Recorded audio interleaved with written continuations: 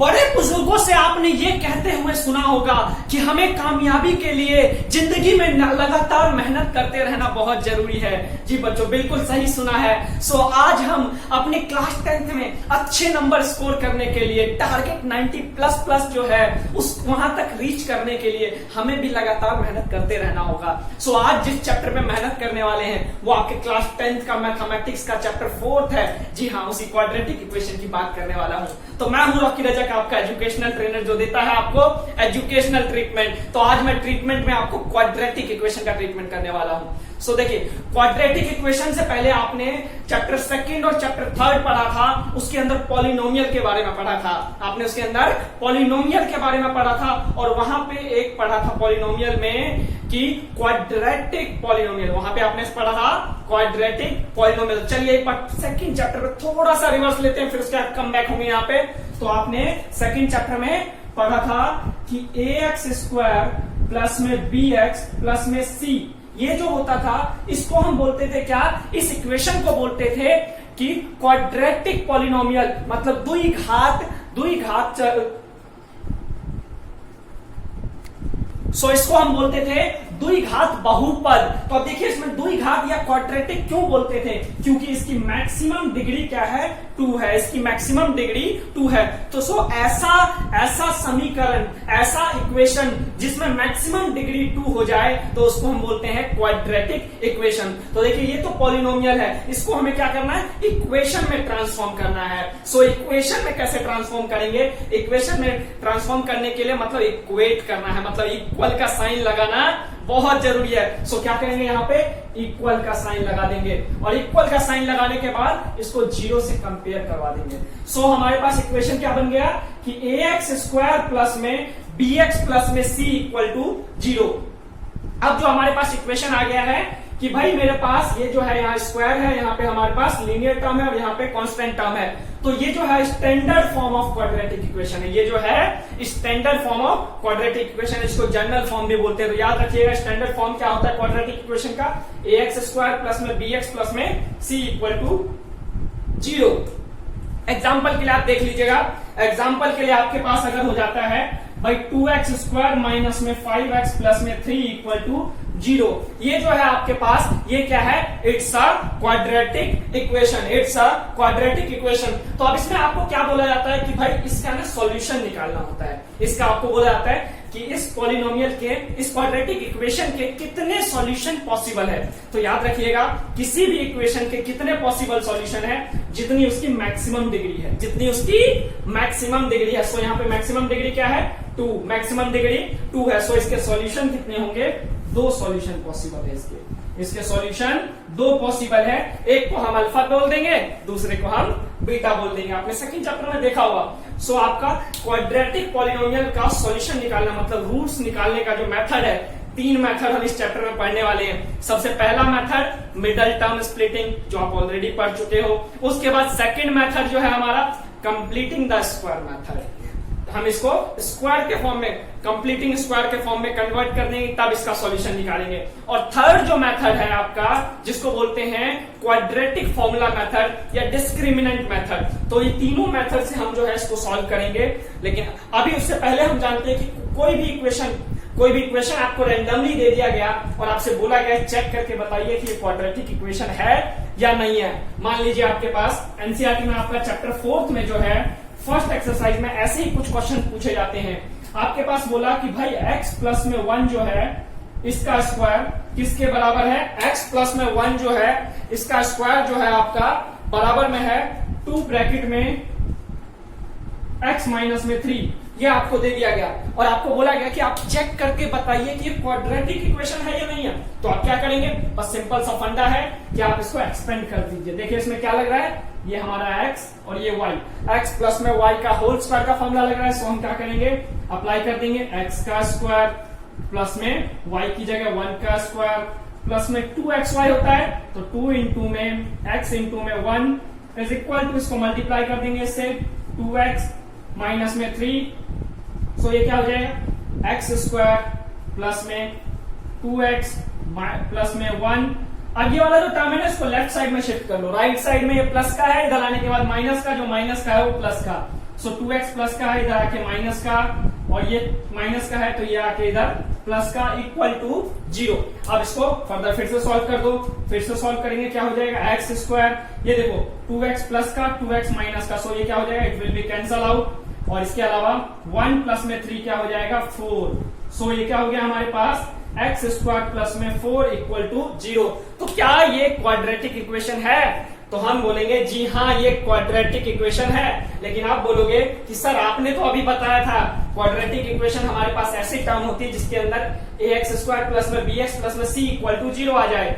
इसके अंदर चलिए मान लिया आपका ax तो है नहीं, a तो है नहीं, ओनली x स्क्वायर है, साथ में bx भी नहीं है, ओनली c है, तो कैसे हम बोलेंगे क्वाड्रेटिक इक्वेशन है? तो बच्चों देखो इसमें जो हिडन है, हिडन क्या है कि भाई a की जगह हमारे पास 1 है, 1 इंटू में x का स्क्वायर प्लस में भाई b की जगह 0 है और x की जगह x ही ले लो और प्लस में 4। सो ये क्या हो गया हमारे पास ax स्क्वायर प्लस में bx प्लस में c equal to 0। So that's why आपके पास क्या हुआ x स्क्वायर प्लस में 4 इक्वल टू 0, इसलिए इसको हमने बोला इट्स अ क्वाड्रेटिक इक्वेशन। तो इस तरीके से आपसे पूछा जाता है, ऐसे ही आपको एक कोई सिचुएशन क्रिएट करके दे दिया जाएगा कि जैसे कि आपको सिचुएशन क्रिएट करके आपको दे दिया गया कि भाई बोला पहला क्वेश्चन पूछ लिया the product of to consecutive positive integer is 306। आपके एनसीईआरटी में ही सेकंड क्वेश्चन का सेकंड पार्ट है, सेकंड क्वेश्चन का सेकंड पार्ट है। आपसे बोला गया कि भाई टू कॉन्सिक्यूटिव पॉजिटिव इंटीजर का जो है ना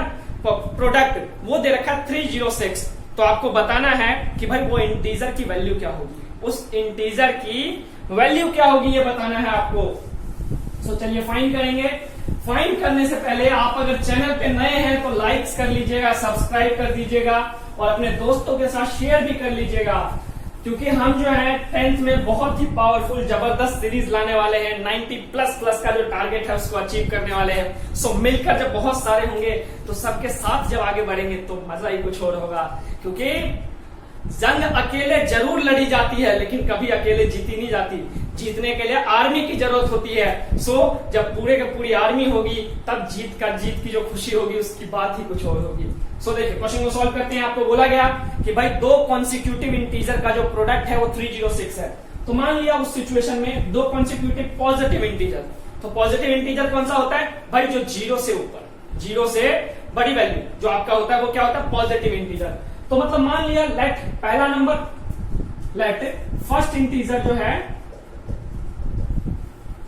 उसको मान लिया x, आपका जो फर्स्ट इंटीजर की वैल्यू है वो x मान लिया। तो भाई उसके x के बाद वाला क्या होगा x प्लस में 1। जैसे कि अगर पहला इंटीजर 7 है तो उससे अगला 7 प्लस में 1 8। अगर पहला इंटीजर 5 है उसके बाद अगला जो है आपका 5 प्लस में 1 6। सो हम बोल देंगे नेक्स्ट अनदर क्या हो जाएगा आपका x प्लस में 1। अब बोला इन दोनों का प्रोडक्ट, मतलब अकॉर्डिंग टू क्वेश्चन इन दोनों का प्रोडक्ट मतलब कि x इंटू में x प्लस में 1 इज इक्वल टू बोला भाई 306 इज इक्वल टू 306। तो ये हो गया। तो अब इसमें बोला है भाई इसमें जो है इंटीजर की वैल्यू फाइंड करिए। सो क्या करेंगे सबसे पहले हम इसको इक्वेशन के फॉर्म में टर्म कर लेते हैं x स्क्वायर प्लस में x। ये 306 जो है राइट साइड में प्लस हो रहा है तो उसको क्या करिए लेफ्ट साइड में ले आइए, अरे ले आइए अपने पास ले आइए। सो क्या हो जाएगा माइनस में 306 इक्वल टू 0। ये हमारे पास क्या बन गया इट्स अ क्वाड्रेटिक इक्वेशन। तो अब इसका हमें सॉल्यूशन निकालना है। सॉल्यूशन के लिए मैं जो यहाँ यूज करूंगा मिडल टर्म स्प्लिटिंग मेथड, जो आपने ऑलरेडी सीख चुके हो। So middle term splitting method में आपको क्या करना होता है देखिए, सबसे पहले स्टैंडर्ड फॉर्म पे आते हैं एक बार, ax स्क्वायर प्लस में bx प्लस में c इक्वल टू 0। ये आपके पास इक्वेशन है। इस इक्वेशन में सबसे पहले आपको क्या करना है भाई a और c को मल्टीप्लाई कर दो, a और c को मल्टीप्लाई कर दो। तो देखो अगर मैं बात करूं इस वाले इक्वेशन में मेरे पास a क्या है कुछ नहीं तो भैया 1 होता ही होता है और c की जगह माइनस 306। तो 1 और 306 को मल्टीप्लाई करेंगे तो हमारे पास क्या बनेगा माइनस में 306। सो हम क्या करेंगे माइनस में 306 का फैक्टर बना लेंगे, हम इसका फैक्टर बना लेंगे।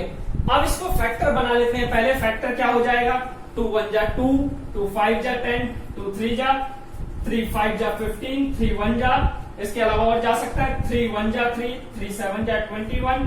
बस ये इतना ही रहेगा। अब देखो हमें इसके फैक्टर को इस तरीके से लिखना है कि जब हम इसको प्लस माइनस करें तो हमें ये बीच वाली वैल्यू मिले, प्लस माइनस करने पे हमें ये बीच वाली वैल्यू मिले, और मल्टीप्लाई करने पे हमें एसी मिले, मतलब एसी का प्रोडक्ट मिले। सो देखिए अब इसको मल्टीप्लाई करेंगे आपस में तो एसी तो मिलेगा ही मिलेगा, क्योंकि एसी को ही हमने तोड़ा है। अब प्लस माइनस कैसे किया जाए कि हमें प्लस माइनस करने पे 1 मिलना चाहिए। तो देखो अगर आपको यहाँ दिख रहा हो, इन तीनों को अगर हम मल्टीप्लाई कर दें और इसको अलग रखें, मतलब कि 3 3 जा 9, 9 2 जा 18, 18 माइनस में अगर 17 कर दूं तो मेरे पास क्या बचेगा भाई 1 बचेगा। 18 माइनस में 17 कर दूं तो 1 बचेगा, और अगर इसी को 18 इंटू में 17 कर दूं तो आपका माइनस का 17 कर दूं तो माइनस ऑफ 306 बचेगा। मतलब कि मेरा काम तो भाई बन गया। तो देखो अब क्या करूंगा मैं इसकी जगह एक्स स्क्वायर प्लस में 18x माइनस में 17x माइनस में 306 इक्वल टू 0। अब ये बन गया मेरे पास। अब इसका पेयर बना लो। अब आप क्या करो, इसका पेयर बना लो। भाई यहां से पेयर बना लिया। अब यहां से जो जो कॉमन पॉसिबल है दोनों में से, जो जो कॉमन प्रॉपर्टीज है उसको निकाल लो। सो यहां देखेंगे, यहां क्या है x, यहां भी x के अलावा और कोई नंबर तो कॉमन नहीं है। सो क्या करेंगे, यहां से x निकाल लेंगे। सो यहां से जब x निकल जाएगा अंदर क्या बचेगा, x प्लस में 18। सिमिलरली यहां से भी कॉमन निकाल लो। यहां से क्या निकलेगा भाई 17 यहां है, 306 यहां है।